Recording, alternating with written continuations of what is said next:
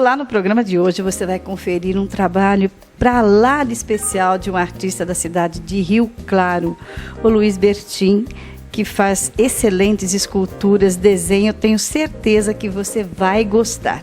Mas antes de abrirmos o nosso programa, eu quero também mandar um beijo muito especial para o Jurandir Reusada, que é meu tio querido que está fazendo aniversário, dizer que eu desejo muita saúde para ele e para todos os aniversariantes aí do mês. Então seja muito bem-vindo, porque o Janela Cultural está no ar para você.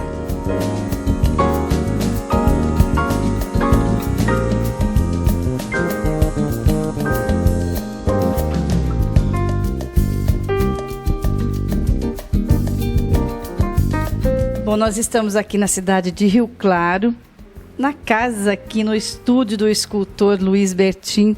É um prazer tê-lo no Janela, viu, meu querido? Prazer é todo meu, agradeço a visita de vocês aqui no nosso estúdio para poder falar um pouco sobre essa brincadeira de criança aqui, que é muito bacana. Pois é, uma brincadeira, mas essa brincadeira tornou-se a sua profissão desde quando, Luiz? Eu trabalho com a escultura há uns mais ou menos 4 anos, mas esculpo já há muito tempo. A gente começa como colecionador, na verdade, de bonecos, e depois a gente vai vendo que eu já desenhava há muitos anos, aí a necessidade de querer algo mais, a gente acabou indo para o lado da escultura, que é uma técnica muito antiga, uma arte muito antiga, aliás, mas que hoje já faz parte da minha vida há uns 4 anos, ministrando as aulas aqui no estúdio e trabalhando profissionalmente com isso, né? E de onde que veio esse seu interesse? Porque abraçar, isso é algo que tem que ter todo, além de um dom, tem que ter uma delicadeza, uma paciência. De onde que você acha que veio isso em você? Então, acho que desde criança eu gosto de desenhar, eu procuro me informar sobre isso. Fiz alguns cursos quando eu era pequeno, mas acabei deixando, mas eu segui um pouco meu instinto, assim. Do desenho do papel para a escultura, que foi uma passagem acho que de aproximadamente uns 10 anos, eu senti muita necessidade de tirar aquilo do papel e poder tocar, né, na escultura, na peça. E acho que foi daí, aí eu fiquei doido, assim, aí eu fui estudar, fui procurar informações que me desse essa abertura, né, para poder. E hoje eu tenho, graças a Deus, a oportunidade de passar isso, né, para outras pessoas. Que você dá aula, né? Exato, eu dou aula aqui no estúdio, nesse espaço aqui. A gente ministra as aulas que a gente chama de action figures, isso, que são figuras de ação. Então a gente trabalha essa parte de didática que há uns 4 anos, e é muito legal, assim, poder passar o que a gente sabe. Só assim a gente consegue adquirir mais conhecimento, né? Verdade. E quem que é o público e a faixa etária que procura você hoje para aprender a fazer isso? Olha, é muito diversificado, muito grande, desde a criança que é onde ela se inspira, que é onde ela começa a querer fazer, até mais velhos que colecionam as peças. Tem o trabalho tem a arte de colecionismo, que é onde eu me identifico mais, né, com a parte de colecionadores, que é onde cada um querem uma peça diferente, escolhe um personagem diferente, aí eu faço uma peça exclusiva para esse público. Mas as crianças a gente desenvolve a parte de didática mesmo, né, para tirar dela aquilo que ela tem de sobra, né. Quando a gente é criança, a gente tem muita criatividade, e aí a gente consegue captar isso. Porque, na realidade, não deixa de ser uma terapia também, né, Luiz? Eu perguntei porque, assim, a gente vê hoje o pessoal da melhor idade buscando se aperfeiçoar, mesmo até para distrair, faz bem para a cabeça. A gente vê um pessoal que vai pintar, outros que vão bordar. E aí, quando a gente se depara com um trabalho tão bonito desse, eu acho que você deve ter um público também direcionado assim, né? Tenho, eu já tive aqui. Atualmente, a gente está com bastante adolescente, assim, mas eu já tive... desde criança até senhoras e senhores assim que vinham exatamente para isso que você acabou de mencionar. Procuram uma arte, alguma atividade que lhes dê prazer e acabam se apaixonando, e alguns seguem, né?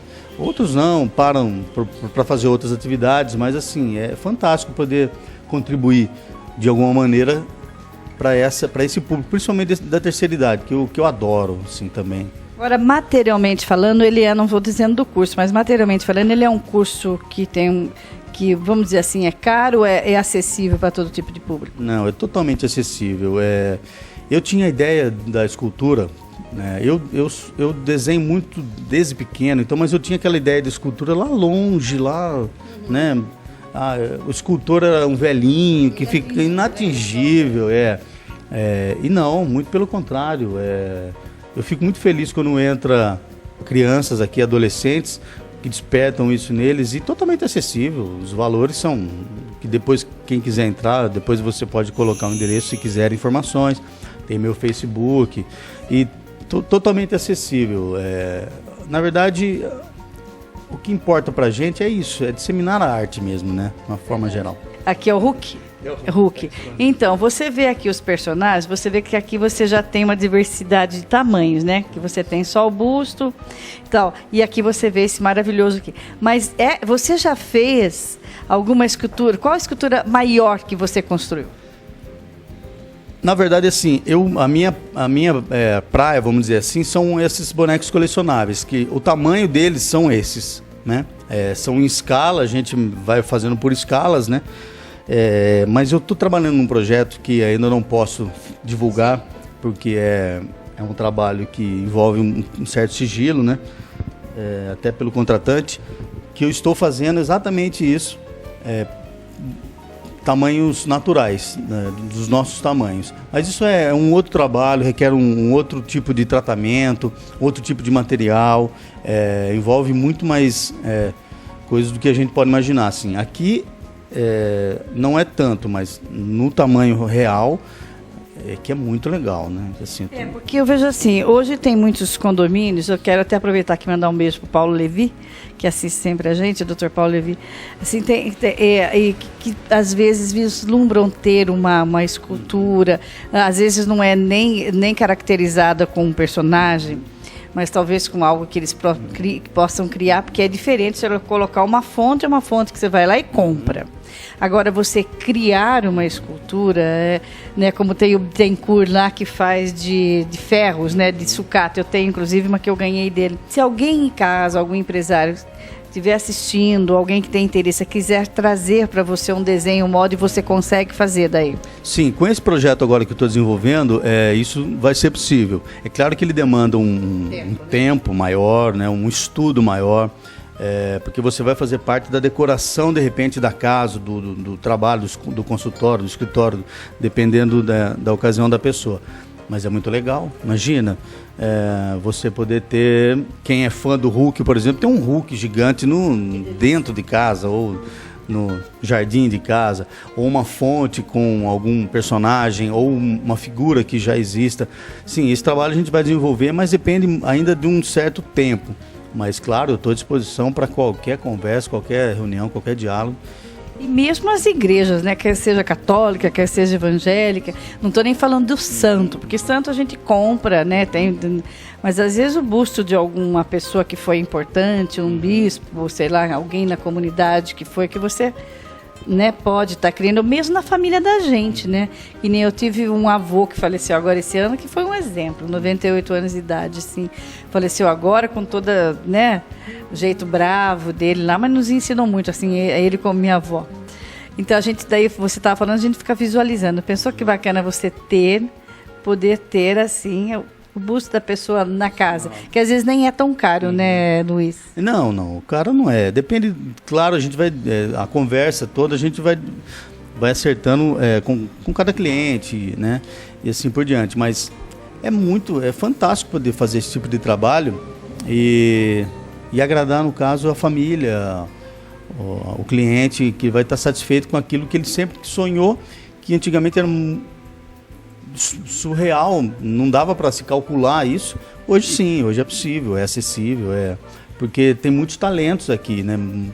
Grandes artistas que podem contribuir com esse trabalho. E eu, graças a Deus, estou fazendo parte desse grupo hoje no Brasil, né? Então, Luiz, quanto tempo demora a ficar pronta uma peça?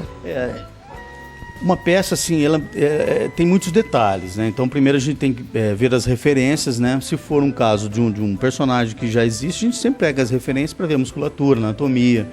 Mas demora de uns 2 a 3 meses, vai 40, 50 dias. Entendo quanto isso, assim, colocando no trabalho mesmo. Quando eu venho aqui para mudar, quantas vezes por semana eu venho? No caso do curso, são 1 ou 2 aulas por semana, dependendo da disponibilidade do aluno. Mas, assim, para modelar nesse tempo, a gente modela um pouquinho por dia, não é todo dia. Na verdade, ela não seca, né? Esse material, ele não seca, não é como uma argila. Né? A argila, ela é com a base d'água, retém o líquido, ela tende a secar. Então, o tempo na argila, se você não tomar um cuidado, é menor. E esse que material que é esse? Esse material chama plastilina. Ele é um material bem gostoso de trabalhar, bem simples. Ele é à base de óleos, né? Então ele não seca, ele não resseca. Então a gente tem a possibilidade de estar trabalhando com ele.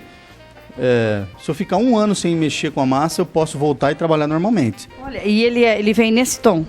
E tem esse tom cinza e tem esse tom pele. E tem mais uns outros, mas eu gosto desses dois por causa das luzes e sombra.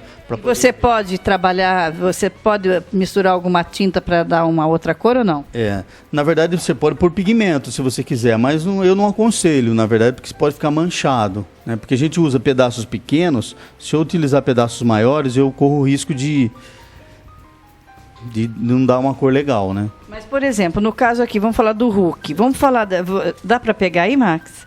Ó, do Hulk aqui, por exemplo, que ele está nesse tom de cinza. Se você, depois que você terminou, vamos falar depois que você terminou, se eu quiser colorir, por exemplo, pintar os shorts aqui dele de verde, fazer uma pintura, essa massa permite isso? Tá, ó, no caso do Hulk, no caso de todas essas peças aqui, ó, menos essa e essa daqui, tem um outro processo que é o seguinte... a gente termina a peça, a escultura na massa. Depois é feito um processo de molde. Nesse processo de molde, que é em silicone, a peça final desse processo de molde é em resina, que é o caso aqui, ó. Aqui ela já está dura. Tá vendo? Já é um processo que o tem até as veias, isso aqui vem do molde. Né? Vem, exatamente. E aí sim eu posso pintar aqui. Pintar nessa massa não é muito aconselhável. Depois que ela estiver resinada, então. Se ela estiver resinada, a gente pinta e aí a gente envia pro cliente na resina, nunca na massa. Entendi. Né? Porque a massa ela tem que ter muito cuidado e tal. Aqui na resina não, é uma peça de coleção mesmo, né? Nossa, é muito lindo esse Hulk, eu gostei dele, ele tem uns dentinhos mostrando. Agora olha isso aqui bacana, isso aqui, ele estava me passando aqui, o Luiz, que é exatamente o que a gente estava falando dessa figura paternal, né? O Luiz ele tem um aluno aqui que está aqui fazendo o busto do pai dele, olha, que o pai faleceu, é uma figura querida para ele, e ele está esculpindo o pai dele, quer dizer, é uma maneira de eternizá-lo para sempre na família. Né? Sem dúvida, é fantástico esse trabalho que esse aluno chama Wilson.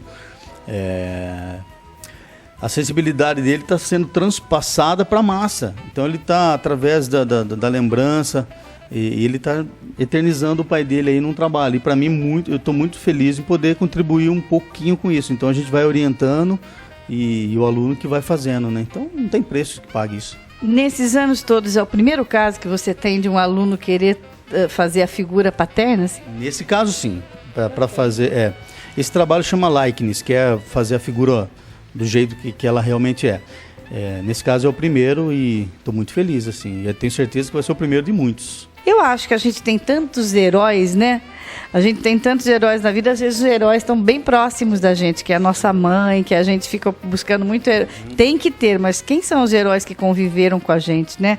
Eu achei interessante isso. Olha só, então vocês não saiam daí, que daqui a pouco eu vou voltar aqui com o Luiz para falar mais, ver como é que ele molda essas massas, porque é um trabalho diferenciado. Eu tenho certeza absoluta que você está gostando demais do Janela Cultural de hoje. Então não sai daí que a gente volta já.